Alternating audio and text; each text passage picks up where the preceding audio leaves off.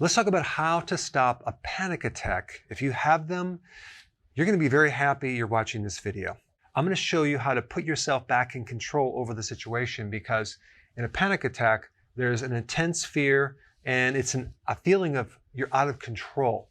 Here are some symptoms: hyperventilating, sweating, dizziness, palpitations, a lump in the throat, or you feel like you're suffocating. Your pulse rate starts to go up, your heart starts to pound, chest pain, and there's quite a few other symptoms. Now, what's actually fascinating about a panic attack is that all the symptoms are identical to another condition called respiratory alkalosis. This is a situation where the pH of your lungs is too alkaline. Hyperventilation, sweating, dizziness, palpitations, lump in the throat, high pulse rate, heart pounding, and chest pain. They're the exact same symptoms. So that's pretty strange, right? Why do you have these symptoms over here, panic attack, are identical to this other condition right here? To understand what's going behind the scenes, there's something I need to teach you. There is an effect called the Bohr effect, B-O-H-R. Bohr comes from someone's name, Christian Bohr. He was a Danish physiologist in, I think it was 1904. He made an observation, which still stands right now. In order for oxygen to bind and be released in the blood, okay, in the hemoglobin, you need CO2, okay? If there's too much oxygen and not enough CO2, the oxygen will not be released from the blood. In fact, check this out. 80% of oxygen is returned to the lungs undelivered. But here you are trying to breathe oxygen, right? Because you're in a panic mode. All this oxygen is going through the lungs, it's going through the body, and it's coming back to the lungs, and you're exhaling oxygen, 80% of the oxygen, because the oxygen, for some reason, cannot be released. And in normal lungs, when you have normal oxygen and sufficient CO2, we get this release of oxygen from the hemoglobin. Hemoglobin is just the part of the blood that's protein that helps you carry and deliver oxygen. It's like a transport system for oxygen. And so, when you don't have enough CO2, you get air hunger. You're trying to get more oxygen, right? That's called hyperventilation. And then what are you going to do? You're going to overbreathe, right? You're going to breathe more and more, and guess what? You're going to get worse.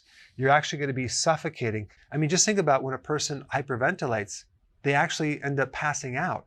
Or better yet, let's say you have a party and you're the person that has to blow up all the balloons, right? What happens when you start blowing up all these balloons? You feel very, very dizzy. You feel like you're faint. You're going to pass out. And that's because you're trying to get too much air.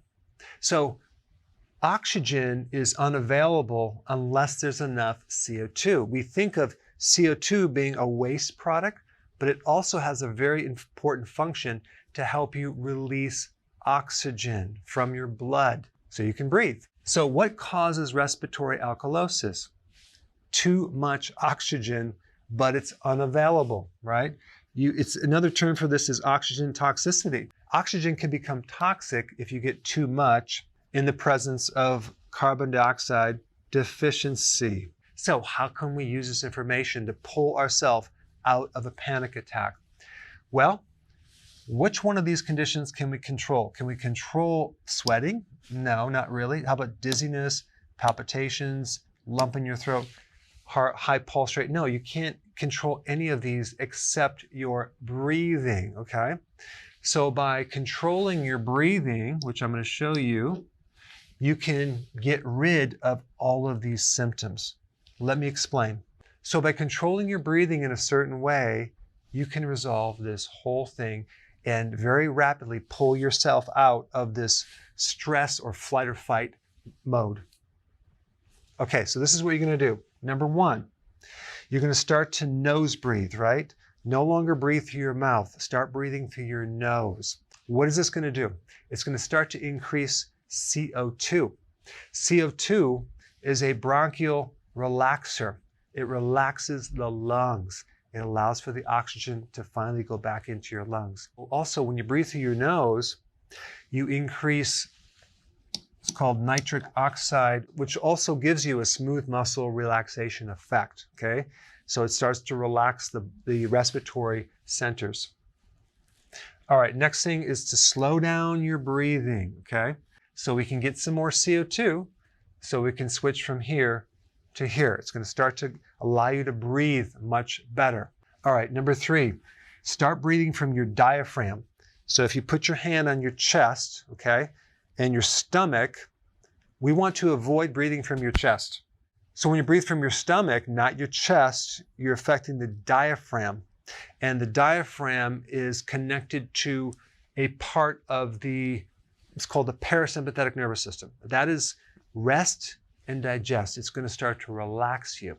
All right, so breathe through your nose, start slowing down the breathing, and start breathing through your stomach or the diaphragm. Number 4, make sure your breath is soft and gentle. We're trying to relax the body. We're trying to allow a perfect balance of oxygen to CO2 so you can get maximum oxygen, so you don't have too much or don't have too little. This is why in a panic attack, the timing is also important too, because a lot of times the exhalation, breathing out, is not the same as the inhalation. So you might find that your exhalation is too quick. So if you start to balance out the inhalation with the exhalation, you're going to do much better. And you can even just count, breathe in 1, 2, 3 through the nose. Breathe out 1, 2, 3, maybe 4. So it's going to be about, I don't know, between 3 to 4 seconds in and then 3 to 4 seconds out. But we're going to calm down the breathing. All this is going to pull you out of this panic attack very, very fast. And if you can do this outside where there's more space, you do not want to get yourself into very small spaces because there's just not enough space.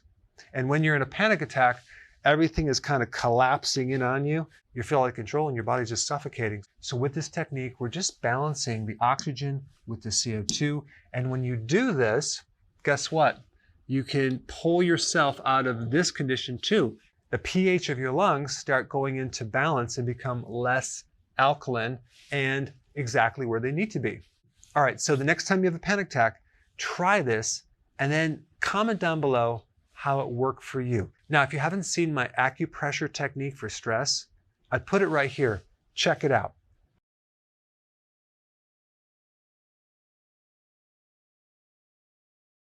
Hey, before you go, if you're benefiting from any of my content, I would love to hear about your success story.